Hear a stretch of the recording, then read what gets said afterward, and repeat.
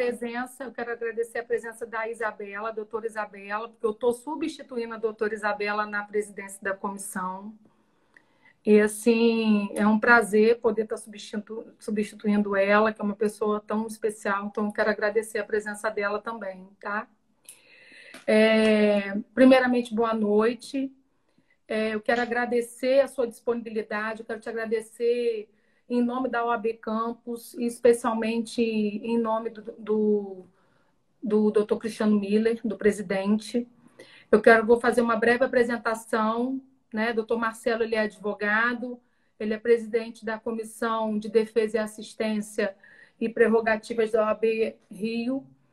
E hoje a gente vai tratar sobre o tema que são as transformações e perspectivas da advocacia pós-pandemia.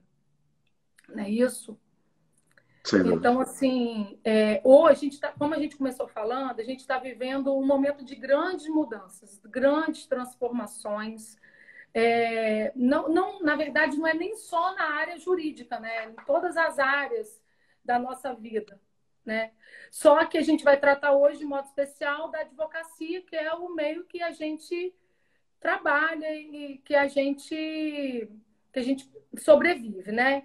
Então, assim, de repente, a gente se viu paralisado, viu tudo transformado, viu os fóruns fechados, a gente viu os escritórios fechados, a gente se viu sem poder atender nossos clientes presencialmente, a gente se viu sem poder ir ao fórum para poder despachar um processo, uma coisa que para a gente antes era simples. Né? A gente viu os prazos suspensos e sem perspectiva de retorno. Né? E aí os tribunais tiveram que ir se adaptando, né? Devagar, se reorganizando para poder ir retornando aos poucos. Né? A gente está ainda nesse retorno lento, mas estamos retornando. E aí, doutor Marcelo, eu vou começar com uma pergunta, né? Eu quero saber se o senhor quer fazer alguma consideração agora no início, ou se eu já posso começar, e aí o senhor fica bem à vontade. Pode começar, Elizabeth. Começa com a sua pergunta, eu faço a introdução e depois respondo a sua pergunta. Não se preocupe.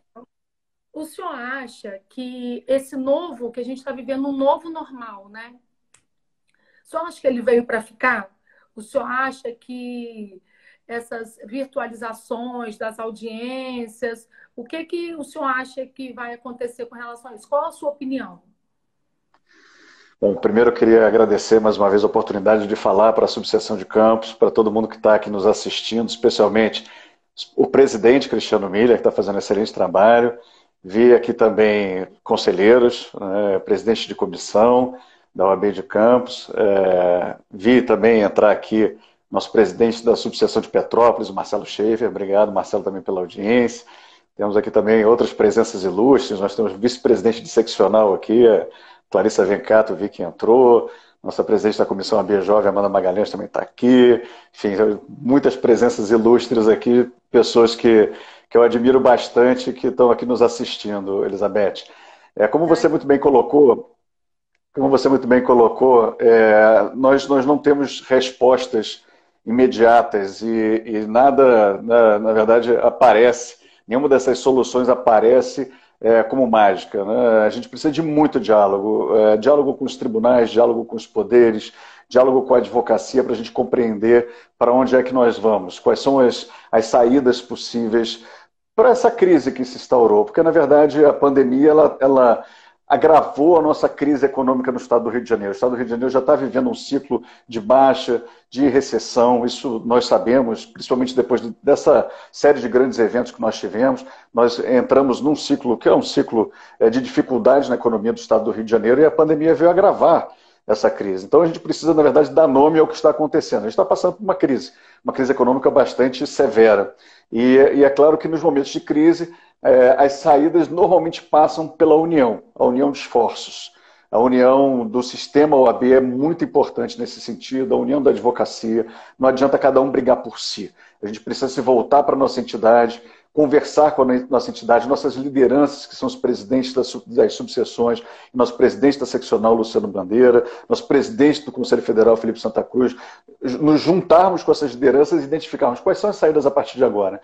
E a verdade é que todas essas lideranças contribuíram demais para que a gente pudesse minimamente ficar, ainda que com o pescoço para fora d'água, né, respirando, respirando para que a gente possa deixar esse momento de pandemia para trás, quando ele passar, e ele vai passar inevitavelmente, e assim poder tocar nossa vida, viver a nossa vida na advocacia. Isso teve reflexos, obviamente, no recebimento de honorários da advocacia, no funcionamento da justiça, no trâmite processual, dos processos eletrônicos, dos processos físicos, mas, indo assim ao encontro da sua pergunta, o que acontece é que nós estamos agora no momento de acelerar determinadas soluções. E aí eu vou fazer um histórico que eu acho que é importante para a gente entender onde nós estamos, Elizabeth, e já que nós temos o tempo da live para isso. E esse histórico, na verdade, ele começa pela Lei 11.419 do processo eletrônico. Com a lei do processo eletrônico, nós começamos a nos habituar com a transposição do processo físico para esse meio digital, com a virtualização do processo. A Lei 11.419 ela permitiu, então, que o processo tramitasse em meio digital, que os atos processuais, as comunicações processuais fossem em meio digital, e uma série de transformações aconteceram a partir dali. Permitiu 11.419, por exemplo, também, a partir de 2006, portanto, que os tribunais eles pudessem criar suas próprias plataformas de processo eletrônico. E, na verdade, com isso, a gente observou uma transformação muito significativa na nossa rotina.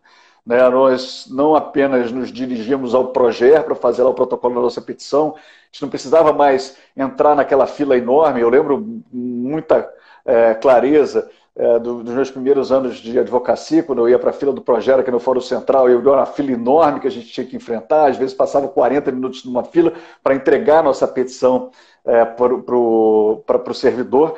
Hoje a gente não precisa mais fazer isso, há muito tempo a gente não precisa fazer isso. Hoje já é muito corriqueiro esse nosso hábito de protocolar e não precisar mais lidar com o fórum fechando às 6 horas da tarde, para a gente poder então cumprir nosso prazo. As transformações foram muito grandes. Houve então uma sequência de ações, de atos, de mudanças. O CNJ foi muito importante para isso, o Conselho Nacional de Justiça. Ele introduziu várias dessas mudanças administrativas no sentido de uniformizar o processo, de uniformizar os sistemas processuais. Então eu disse que pela 11.419 você podia, cada tribunal podia criar o seu próprio sistema, a sua própria plataforma, mas o CNJ depois edita uma norma, isso foi em 2013, se eu não me engano, em que ele cria o PJE. E a partir da criação do PJE, ele começa a uniformizar todos os sistemas do país em torno dessa plataforma que ele cria. E isso acontece de uma forma muito significativa e acelerada. Em 2017, a gente tem cerca de 40 sistemas nos 90 tribunais do país, 40 sistemas funcionando, 40 sistemas diferentes funcionando, o que obviamente impõe para a gente um sacrifício muito grande para poder advogar nos diferentes tribunais, mas recentemente, de anos para cá, se reduziu significativamente essa multiplicidade de plataformas, e hoje nós temos cerca de 71 desses 90 tribunais funcionando com o PJE. O PJE é a maior maravilha do mundo? Não, não é a maior maravilha do mundo. Nós sabemos disso, ele é complexo, inclusive, ele é mais complexo do que muitos sistemas, ele é mais complexo, por exemplo, que o EPROC, que é o sistema da Justiça Federal, e isso, claro, que também nos traz dificuldades no dia a dia. Mas é melhor, por exemplo, uniformizar sistemas do que você ter 40 sistemas funcionando no Brasil inteiro e você precisar compreender a arquitetura desses sistemas e entender quais são as limitações desses sistemas, com qual versão de determinado programa você precisa trabalhar. Você tinha escritórios de advocacia atuando no país todo, e nós sabemos que hoje essa é uma possibilidade que reduz o mercado por um lado, mas amplia por outro. Mas tinha determinados escritórios trabalhando com máquinas já previamente padronizadas, setadas, para você conseguir peticionar em cada um dos tribunais. Então, assim, era uma loucura completa. Eu, particularmente, sou bastante partidário dessa solução de uniformizar, e quanto mais rápido isso acontecer, melhor. Então, o que eu quero dizer é que houve uma evolução muito grande ao longo desse tempo, houve uniformização pelo número, né, se adotou um número unificado, enfim, foram muitas as mudanças que nos trouxeram até aqui. Quando chega a pandemia, na verdade, então, nós já tínhamos uma idealização de como essa virtualização do processo deveria caminhar, e já estava avançada essa solução. Essas ações já estavam em curso. Então, o nosso Tribunal de Justiça do Estado do Rio de Janeiro, por exemplo, já tinha assinado um convênio com o CNJ para adotar o PJE tem 2 anos, isso em 2018. Quando, então, mais uma vez, chega a pandemia, essas mudanças elas já estavam em curso. O PJE já tinha uma programação para acontecer. O sistema de execução unificado, para quem lida com o VEP, já tinha também data para acontecer. E os órgãos, diante da pandemia, o que fizeram? Passaram a acelerar esse passo. Passaram a acelerar essas soluções, a construção dessas soluções. E o que nós observamos, então, na pandemia, Elizabeth, na minha visão, foi essencialmente essa mudança. Por exemplo, o Código de 2015, CPC, ele já previa a audiência virtual. Já previa a utilização de sistemas de videoconferência, mas foi a portaria 61, então, que acabou trazendo, através do CNJ, pelo CNJ, a solução para os tribunais com a utilização dessa ferramenta Cisco Webex.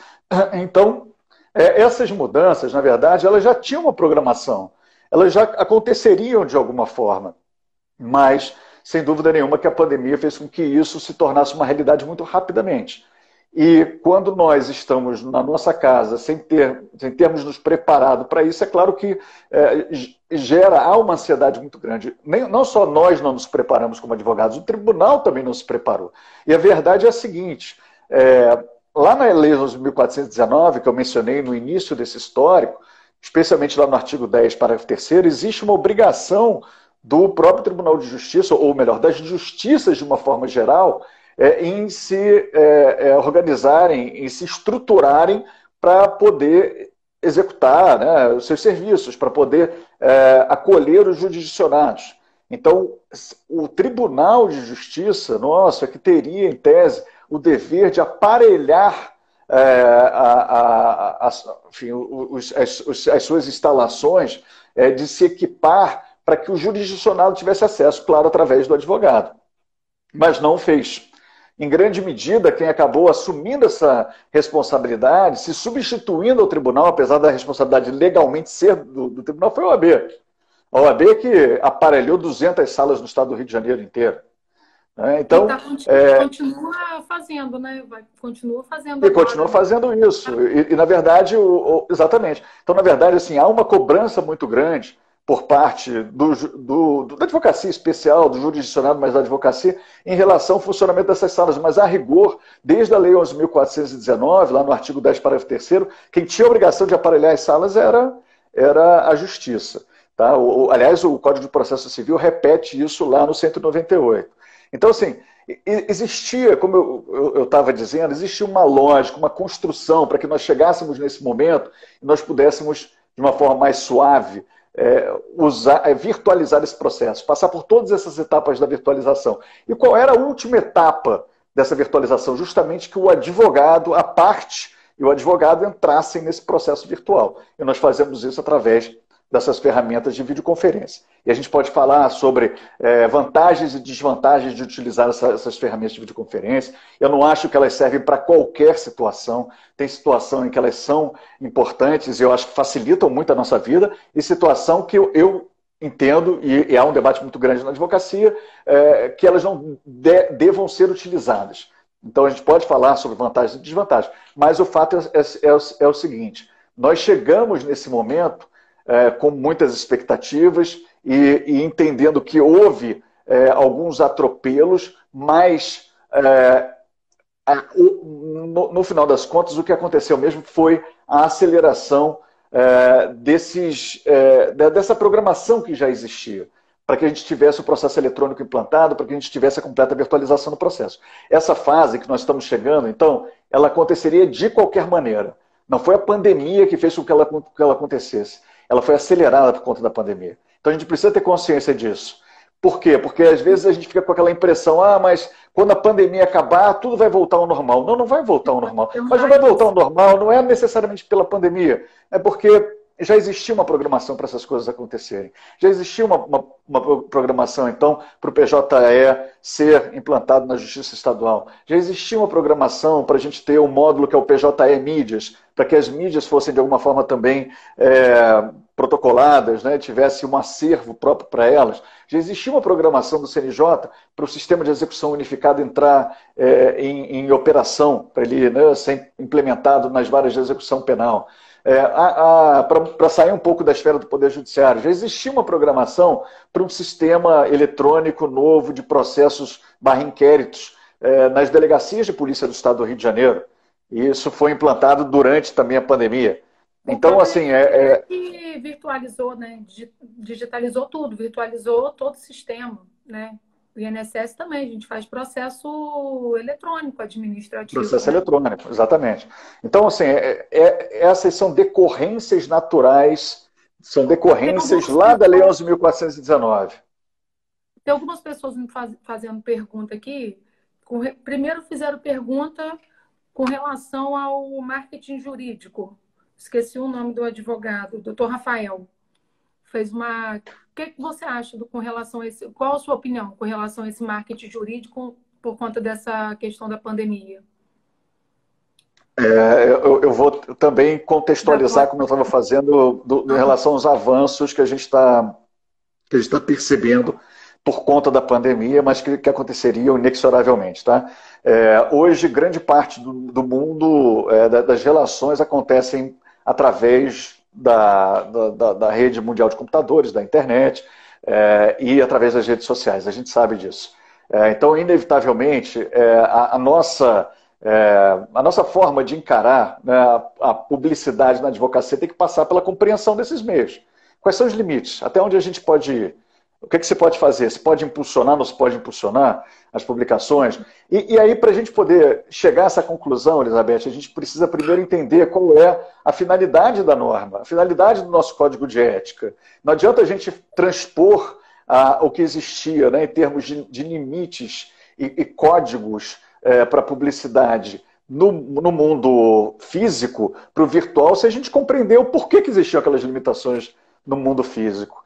E essas limitações, elas existem essencialmente para que haja equilíbrio no mercado, para que esse mercado ele não seja capturado por determinados escritórios, determinadas forças econômicas que a gente sabe que existem. Claro, a gente está vivendo num mercado capitalista, um mercado em que existe livre concorrência, que existe autonomia. A gente briga por autonomia, por independência da advocacia. Então, naturalmente, que essas forças elas podem se agrupar.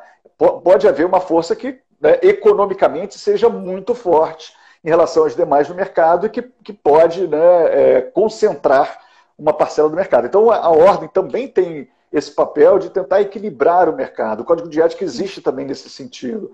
Então, a gente precisa, na verdade, compreender como é que essas regras vão ser aplicadas no mundo virtual.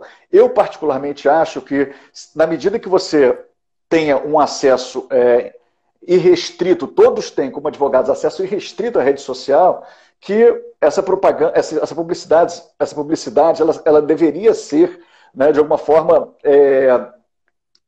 democrática nesse meio. Tá? Que todo advogado tem, então, a possibilidade de democraticamente colocar as suas informações naqueles limites, obviamente, que o nosso Código de Ética prevê, mas colocar suas informações nas redes sociais. Então, grande parte dessa discussão, então, passa pelo fato de você poder impulsionar ou não e qual o limite do impulsionamento.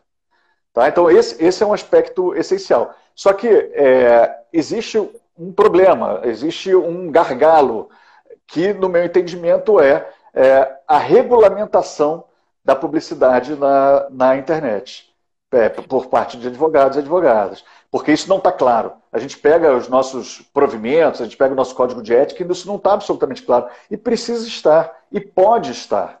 Então eu sei que nosso secretário-geral do Conselho Federal tem trabalhado muito esse tema. Eu sei que a advocacia jovem, de uma forma geral, está trabalhando muito esse tema. A Amanda, aqui no Rio de Janeiro, está sendo constantemente consultada e está colaborando com o esforço de chegar num novo normativo, numa nova regulamentação, mas eu particularmente sou favorável a que, né, haja uma divulgação ampla dos serviços jurídicos nas redes sociais. Eu acho que isso ajuda os advogados que ingressam no mercado de trabalho, isso gera uma competição saudável, desde que, obviamente, você não possa colocar valores.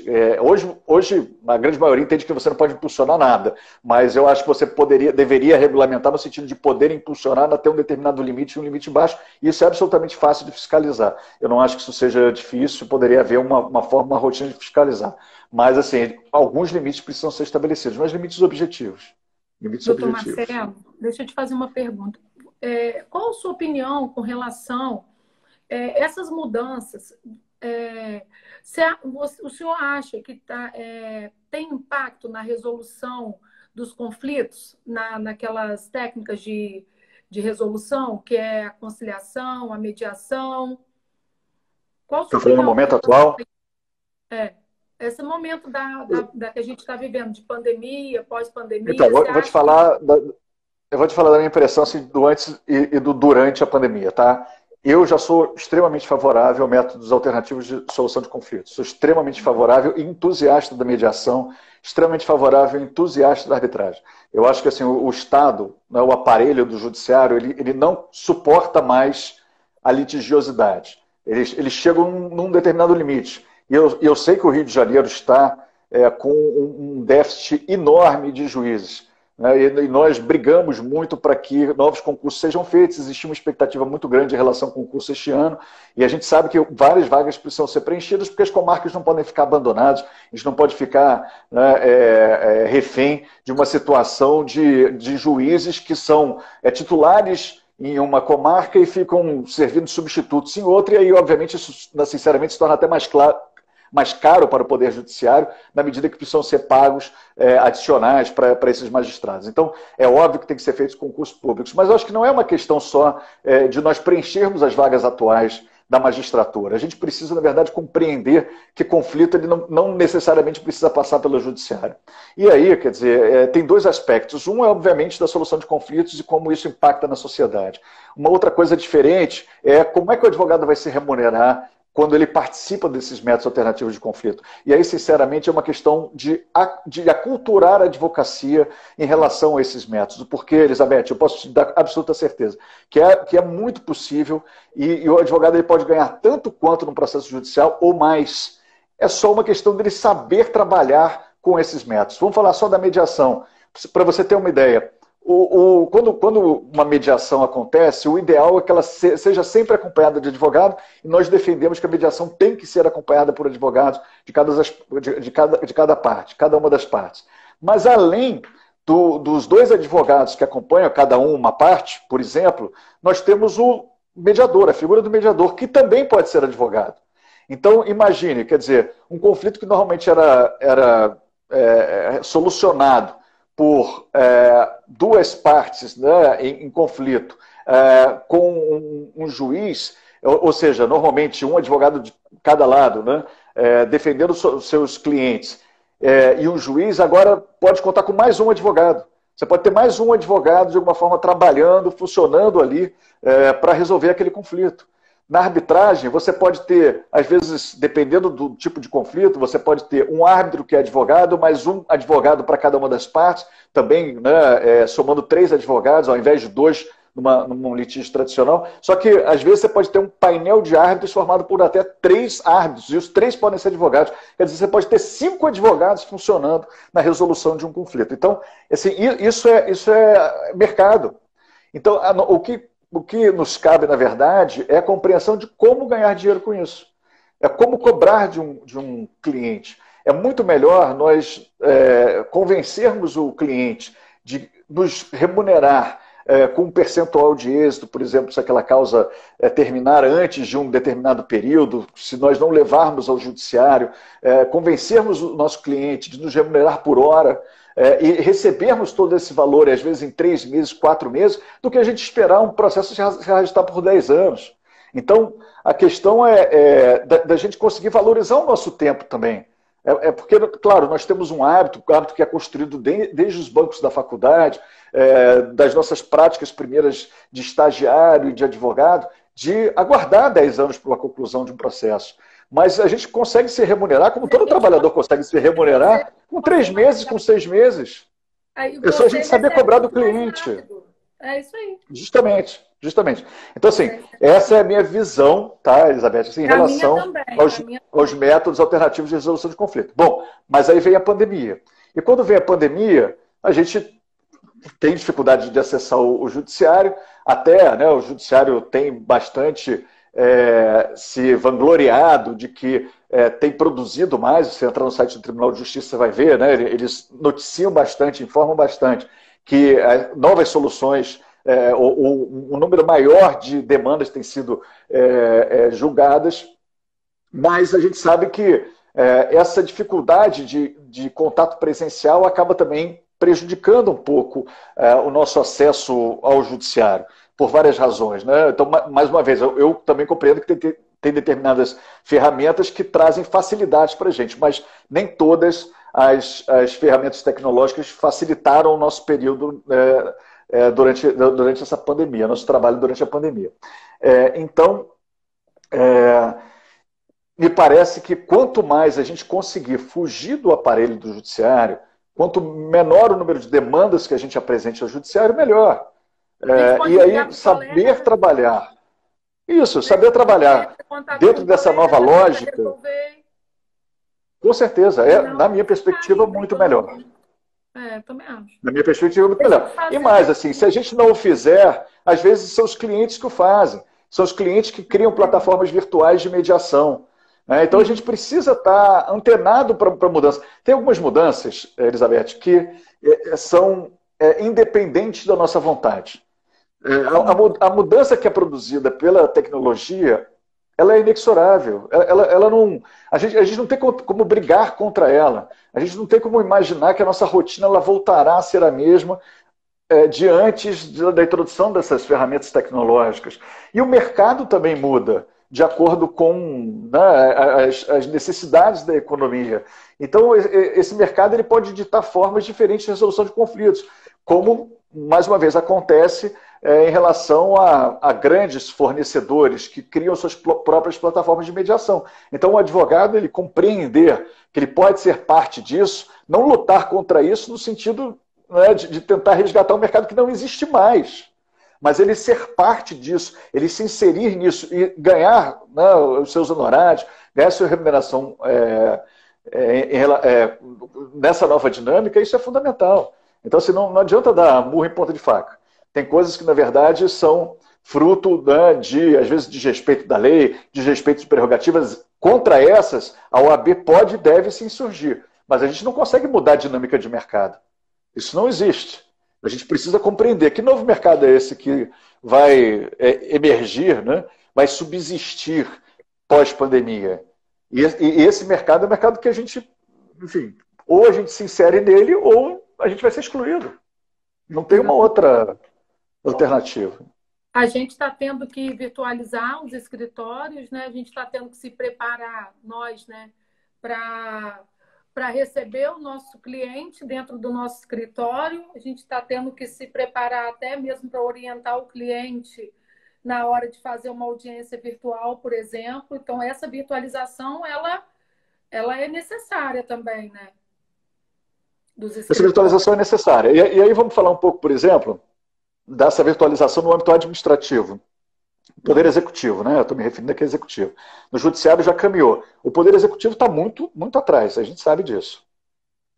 O próprio INSS que você mencionou, estava aqui a Daniela Guimarães, né? Estava, né, nos assistindo aqui, nos ouvindo assistindo, que trabalha nessa área, milita nessa área, está na comissão aqui da seccional de Direito Previdenciário, junto com a Suzani, que é uma grande amiga, e assim, elas têm sofrido bastante, mas têm avançado.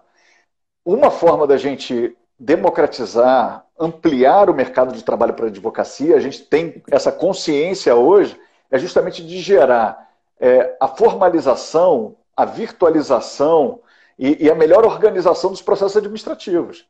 Porque se a gente consegue também aumentar esse mercado e uma parte expressiva da advocacia hoje está trabalhando, estudando direito previdenciário, também a gente consegue, né, ampliar, aumentar nossa remuneração. Se a gente consegue resolver, né, nas delegacias de polícia, no trâmite do inquérito, os assuntos, sem a necessidade de levar isso ao judiciário, a gente também consegue, às vezes, um êxito que pode ser cobrado do cliente. Então, mais uma vez, a gente tem que conseguir compreender qual é a dinâmica de mercado, para onde nós estamos indo e sabermos nos remunerar com isso. Às vezes, numa situação em que seu cliente está sendo investigado, você já dá os honorários ali do inquérito e da ação penal, imaginando que isso vai ter, né, um desdobramento necessário para o judiciário. E se a gente conseguir resolver isso na fase de inquérito, por que não, de repente, cobrar um êxito em relação a isso? Então, assim, eu acho que a gente precisa dar uma solução para o cliente que seja ganha-ganha. O cliente ganha porque ele vai ser desonerado, o ônus daquele problema vai sair das costas dele, dos ombros dele, mas ele vai pagar mais para o advogado por conta disso. A gente tem que reverter essa nossa expectativa de que um problema vai ser resolvido em 10 anos, que eu vou precisar de 10 anos para trabalhar e me dedicar a ele. Então, ganhar dinheiro mais rápido, sabe? E de alguma forma resolver o problema mais rápido. O Leonardo da Luz, que estava aqui também nos assistindo, me pediu, logo no início da nossa transmissão, para falar sobre uma iniciativa da Ordem que é para gerar uma interface com esse sistema que foi criado de processo eletrônico das delegacias de polícia. Então, nós estivemos lá com o secretário de Polícia Civil, eu estive junto com o Leonardo, e nos foi prometido que haveria uma interface. Para quê? Para que a gente pudesse trabalhar o inquérito nas delegacias da mesma forma que a gente trabalha o processo eletrônico no judiciário. Esse é o futuro. É a gente interagir dessa forma. Não é chegar na delegacia. O sistema não existe, não faz o menor sentido que o sistema da delegacia exista para que haja assim, sempre esse intercâmbio entre o meio físico, analógico e o digital. Né? Então, não faz sentido que exista um sistema e eu precise chegar na delegacia de polícia e peça para que o inspetor imprima aqueles arquivos que estão ali digitalizados. Quer dizer, isso é um contrassenso, isso é um absurdo completo.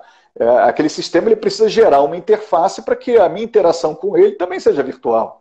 Sim. Não é assim? E todos os processos administrativos, do Detran, do INSS, e todos os processos administrativos que vocês possam imaginar, de probidade administrativa, nas agências regulatórias, todos esses processos têm que ter interfaces com a advocacia. E a advocacia tem que ter como interagir. As publicações, existe um projeto que foi iniciativa da Ordem, junto com o deputado Max Lemos, aqui na Assembleia Legislativa do Estado, Elizabeth, que se propõe a organizar o processo administrativo estadual. Por exemplo, obrigando que as publicações das decisões tomadas no âmbito administrativo saiam sempre com a OAB do advogado, que representa o cliente. Da mesma forma como acontece no processo judicial. Deveria acontecer, já deveria acontecer há muito tempo, no processo administrativo do Poder Executivo. Então, assim, são medidas como essa que têm assim, o condão, que objetivam ampliar o mercado para a advocacia. Eu acho que essa é uma forma bastante lógica de ampliar o mercado. Deixa eu te fazer uma outra pergunta. Qual a sua opinião, na sua opinião, quais prerrogativas do advogado mais têm sido violadas durante esse tempo de pandemia? Você tem uma opinião para dar? Não é nem opinião, não. É dado objetivo mesmo, porque a gente recebe muitas, né, reclamações da advocacia. A gente teve muitos problemas, a gente até classifica a questão dos honorários sucumbenciais, dos mandados de pagamento também como uma questão, né, de prerrogativa. A gente também contribui para a solução desse problema. Foram muitas as queixas do primeiro momento. Hoje a gente tem dois aspectos que, na verdade, tem a ver muito com essa ferramenta de videoconferência. Um aspecto é a realização de audiências por videoconferência. E a gente tem uma opinião assim, muito clara em relação a isso. Desde que foi editada a Resolução 314 do Conselho Nacional de Justiça, que diz que, diante de impossibilidades práticas e técnicas, o ato não deve ser praticado, a nossa opinião é que deve haver uma presunção, sempre que o advogado alega que não pode praticar o ato, que ele não pode ser praticado. É uma presunção em favor do advogado, que, em última medida, em última análise, é uma presunção em favor da parte, não é o advogado em si que está ali. Né? Quer dizer, a partir do momento que ele expressa essa situação, ele informa isso ao juízo, o juiz deveria acatar imediatamente. Muitos juízes são razoáveis nesse aspecto, né, e apesar de terem todo o conforto em casa para eles próprios fazerem as suas audiências, eles compreendem que o advogado nem sempre está preparado para isso, porque o advogado ele pode ter o telefone celular, ou ele pode ter uma máquina, mas o ambiente doméstico nem sempre ele é propício para você fazer uma audiência.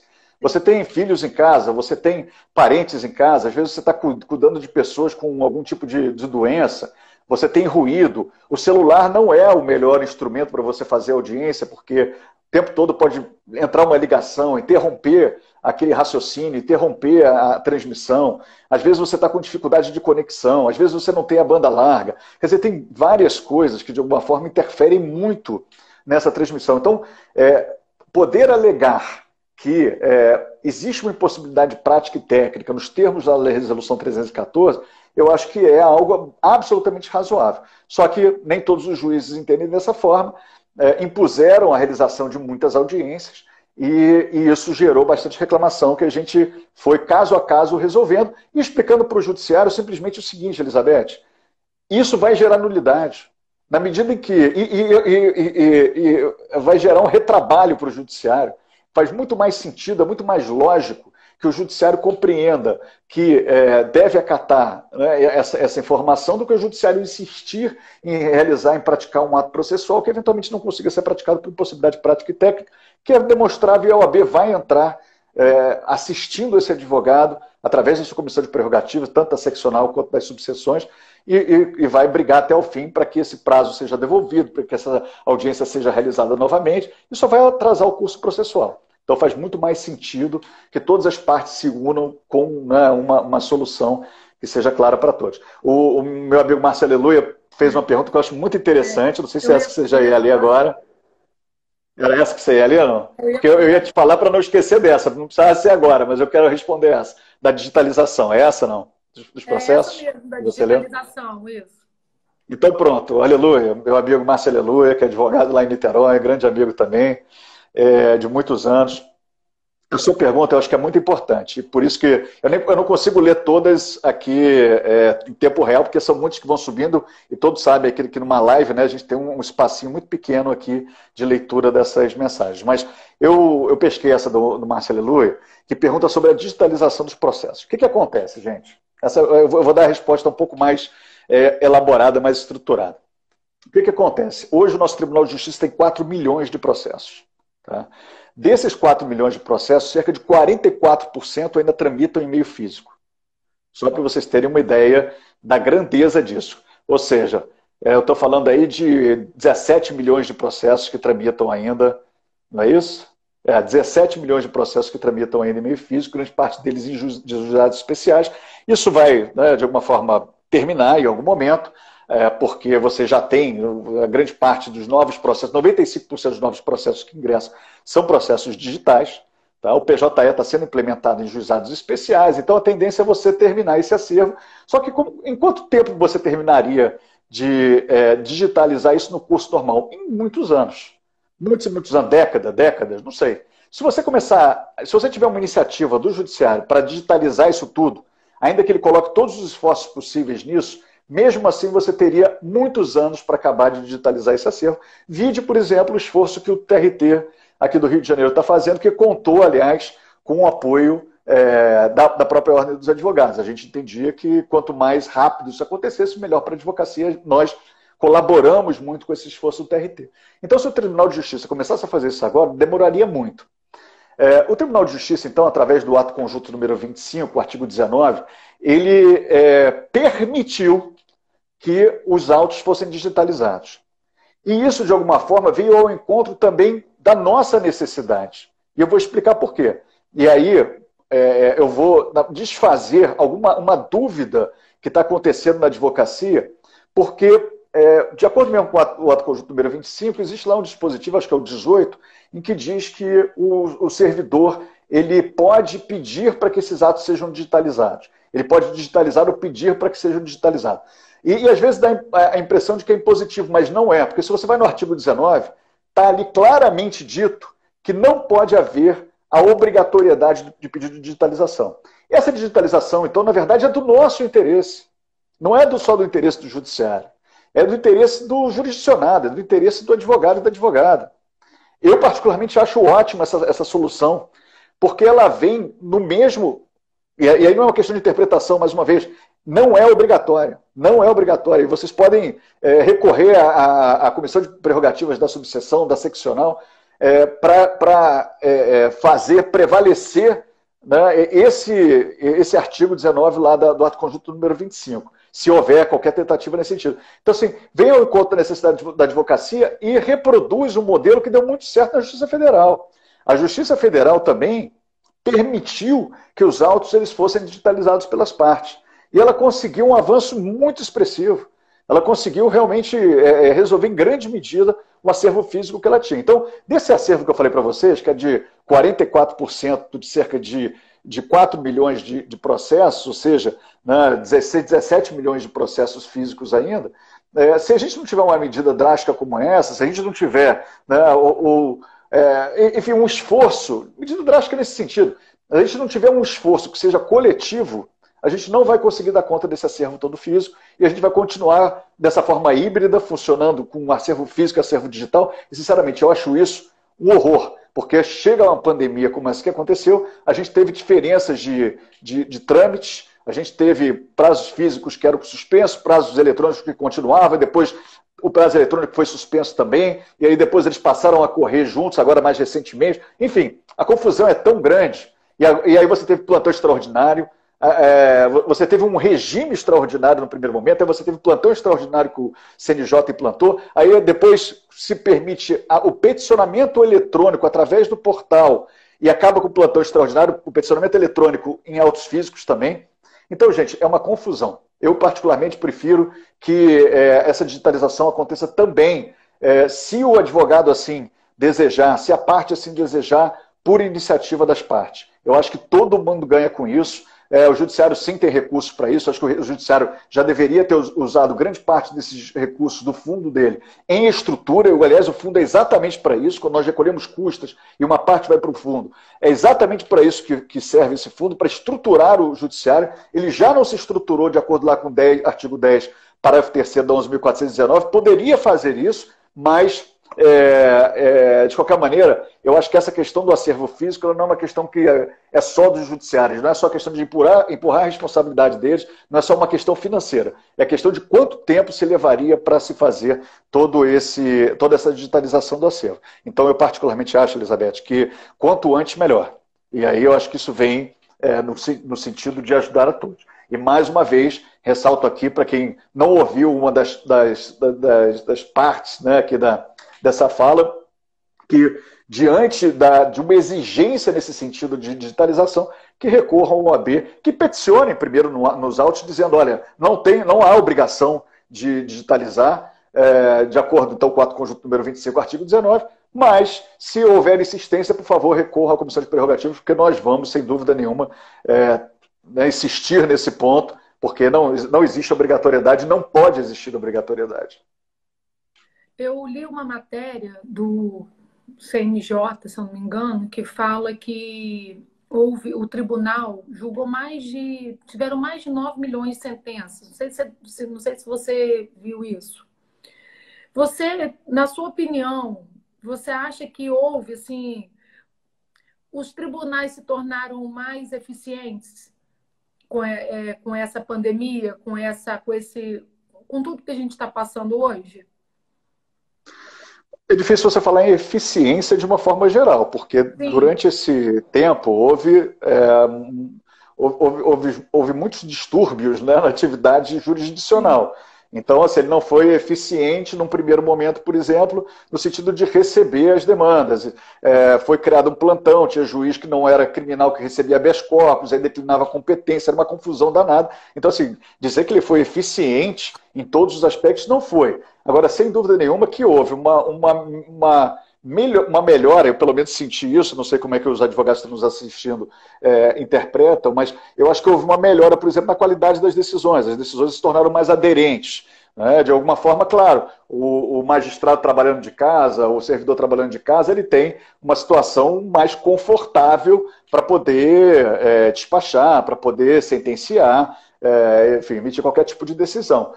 Só que a realidade não é essa. A realidade é que a gente precisa de contato com o magistrado. Aí, por exemplo, é um aspecto que uma ferramenta de videoconferência faz uma enorme diferença. Eu, particularmente, estou adorando despachar com o juiz através de videoconferência. Tudo bem que às vezes tem que insistir 3, 4 vezes. Eu não me apresento como presidente de comissão de prerrogativas, até porque eu quero saber, como presidente de comissão de prerrogativas, como é que é o tratamento de qualquer advogado. Sim. Então, eu preciso saber como é que o cartório reage a um pedido de videoconferência. Então, eu peço uma primeira vez. Ele nega, eu peço uma segunda. Ele nega, eu começo a engrossar o argumento. Não sou, de forma alguma, desrespeitoso, mas eu começo de alguma forma, levar, né, para os meus pedidos, via telefone ou por e-mail, quando eles disponibilizam o e-mail, eu começo a dizer, olha, mas isso é uma obrigação do magistrado.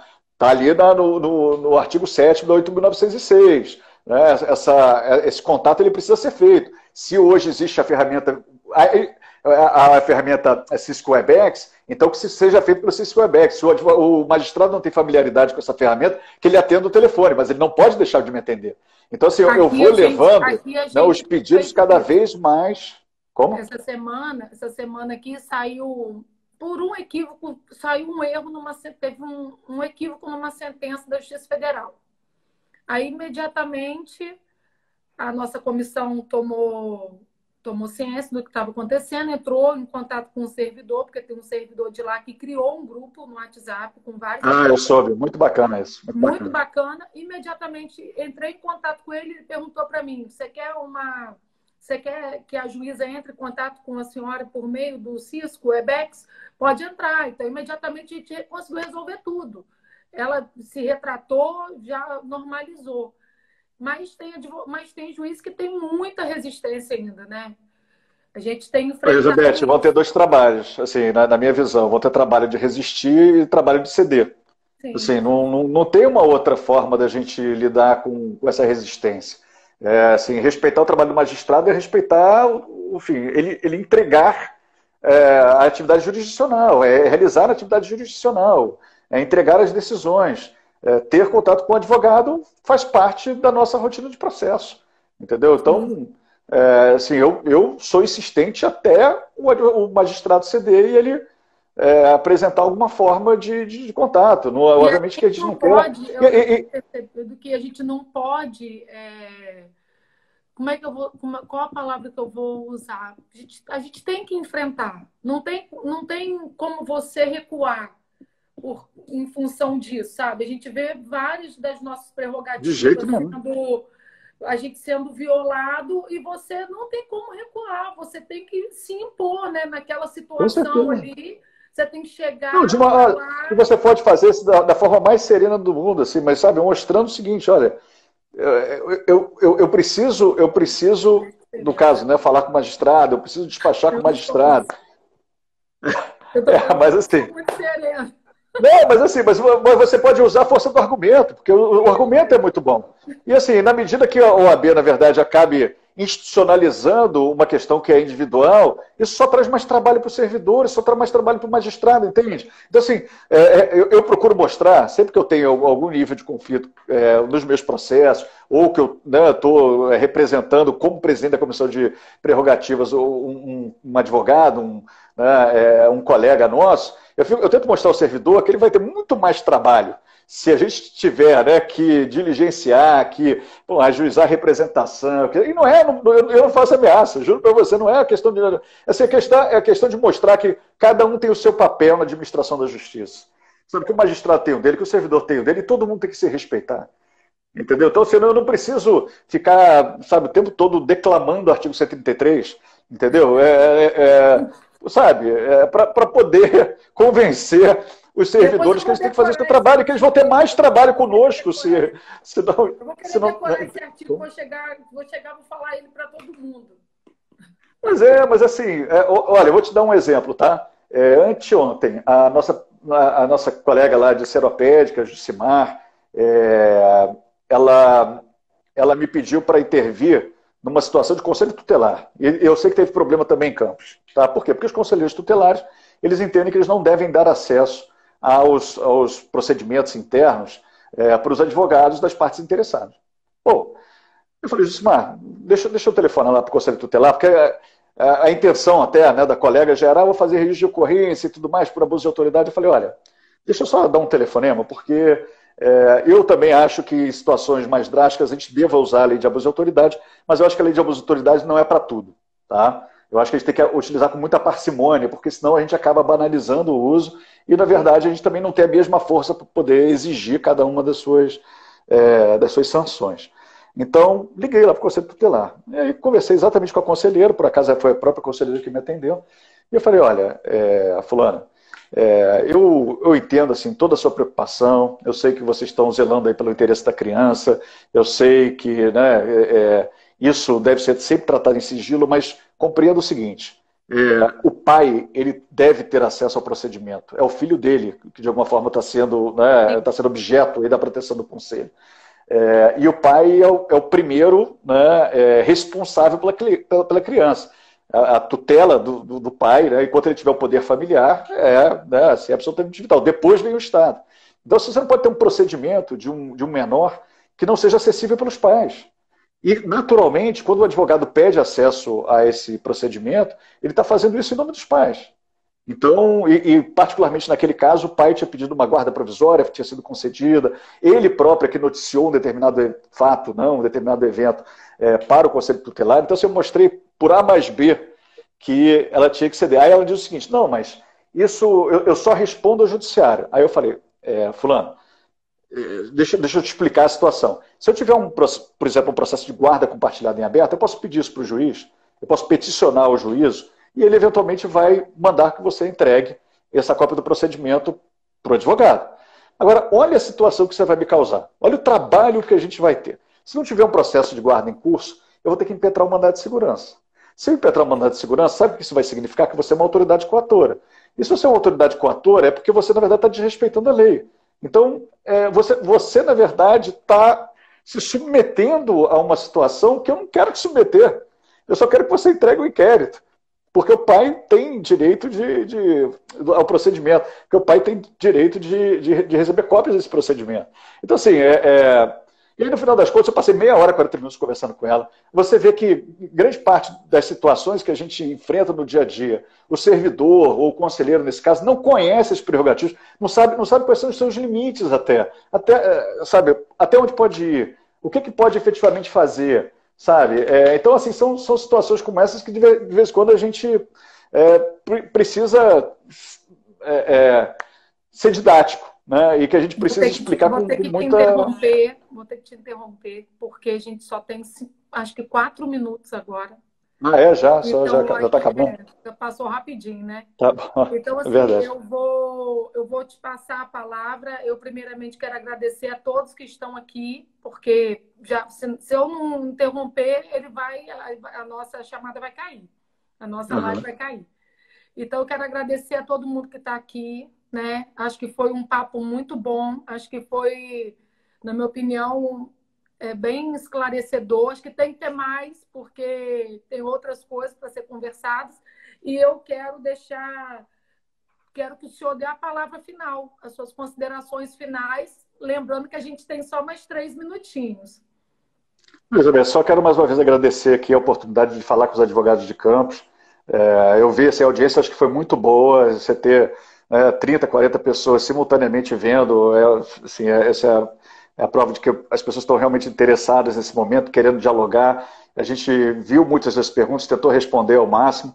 Tem uma aqui da Cíntia que eu vou responder para encerrar. Ela pergunta se por causa das suspensões das audiências não vai haver um colapso no Poder Judiciário. Assim, eu acho que esse colapso já existe há muito tempo, Cíntia. A gente está tentando, na verdade, lidar com isso. Né? A advocacia ela tenta nadar contra a correnteza.